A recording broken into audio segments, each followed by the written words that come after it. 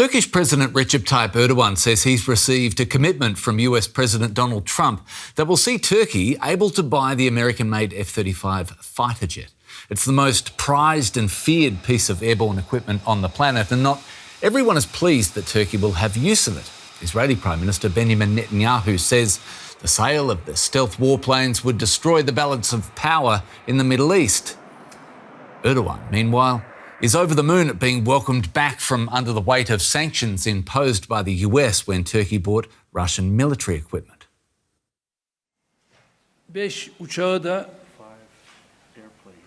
We have received a commitment for 5 aircraft. Mr. Trump has also made a separate promise to us on this matter. In meetings at this leaders' summit, we are testing, in a positive way and with a view to the future, the promise we received from them regarding the F-35s. On this matter as well, Mr. Trump always stands by his word. Right, we've heard from the Turkish president. Let's hear from Aaron Stein, the president of the Foreign Policy Research Institute, and most recently having served as the chief content officer at the War on Rocks for Metamorphic Media. Got his PhD, by the way, in Middle East and Mediterranean Studies from King's College London. If we went through all of your qualifications, Aaron would be here all night. So let me just say hello and a warm welcome to you. The Israeli PM was surprised, or at least hugely disappointed by this move. What changed? How has Erdogan got himself and got Turkey out from under these sanctions? Well, I'm not sure he's quite gotten himself out of these sanctions yet. And the reason why I say that is that these sanctions, at least on paper, have a lot of requirements that have to be met in order for them to be lifted. And it's unclear if Turkey, well, it's very clear that Turkey hasn't met those requirements. Now, I think what the Trump administration wants to do is to waive those requirements to have them lifted. But that's easier said than done. There will be multiple voices in the U.S. legislature that will probably push back against this, not the least of which, because they wrote the legislation in the first place to impose these sanctions on Turkey.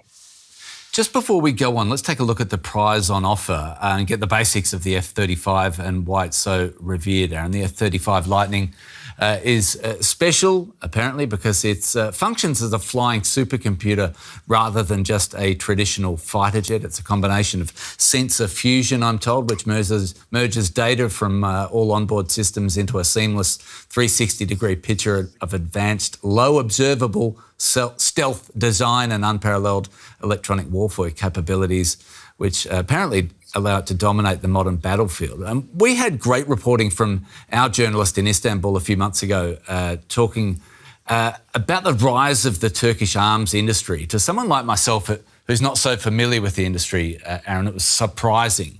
I wonder, does the size of the Turkish arms industry help them procure something like the F-35, even though you've made those asterisks on this deal? Does that help them get close to a deal like this? So Turkey was one of the original members of the consortium to build the F-35. And what that means is that they actually paid money towards its development.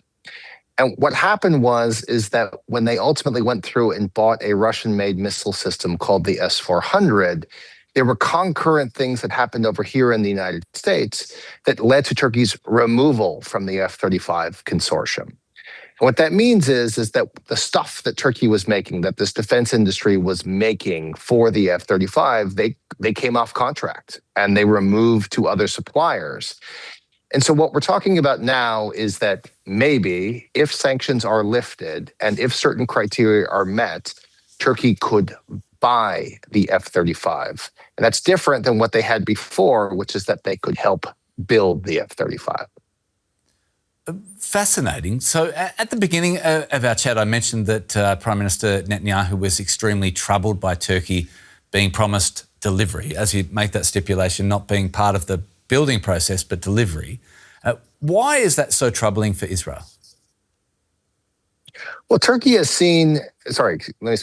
Israel has seen Turkish foreign policy change and doesn't like it. And so they view any ability of Turkey to advance its armed forces, to be the second operator of the F-35 in the Middle East. Israel is the first, of course. They see as problematic from their foreign policy goals. And so Netanyahu has been pushing for a long time against the export of the jet to Turkey. Now, this is a change. When Turkey joined the consortium very early in its process, we're talking about the early 2000s, Israel was fine with it. But over the last couple of years, perhaps decade, Israel has shifted its position and now lobbies aggressively against any sale of the jet to Turkey. So that's Israel's view of Turkey. According to Turkey, who are their threats in the region? That's a great question. It changes every single day. One of the major problems that Turkey fears is that its neighbor, and I'm not actually talking about Russia, I'm actually talking about Greece, is a purchaser of the F-35. Now, they don't operate it yet, but they will. And so there's concerns in Turkey that they will lose air superiority in the Aegean. That's one. And two is obviously Russia. Turkey is a member of the NATO alliance, one of the 32. And the F-35 is the backbone of NATO's air power, and it will be for the next 30 years. And so I certainly think that there's Turkish interests in joining the club of F-35 users. There was back in the early 2000s, and then we've had this significant and now decades-long detour with this S-400 purchase. Donald Trump's language towards Islamic countries is so often harsh, right back to when he was campaigning against Clinton, or outright offensive, according to some. Why are the United States and Turkey friendly, and why are Trump and Erdogan friendly? There's any number of speculation about that across the Atlantic, whether it's in Turkey or in Washington.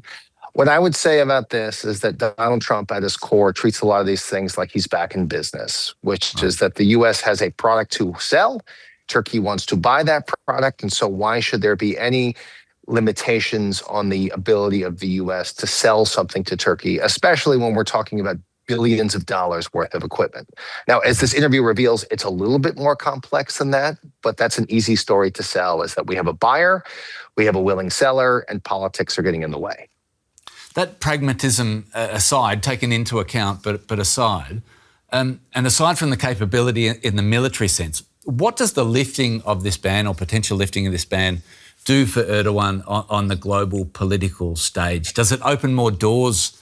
Does it help him impress other NATO leaders? It's still too early to tell. As I said, there's a lot of stuff that would have to happen, from saying something in the meeting with Erdogan in his own palace to the actual export of the jets. But if that were to happen, we're talking about years down the line.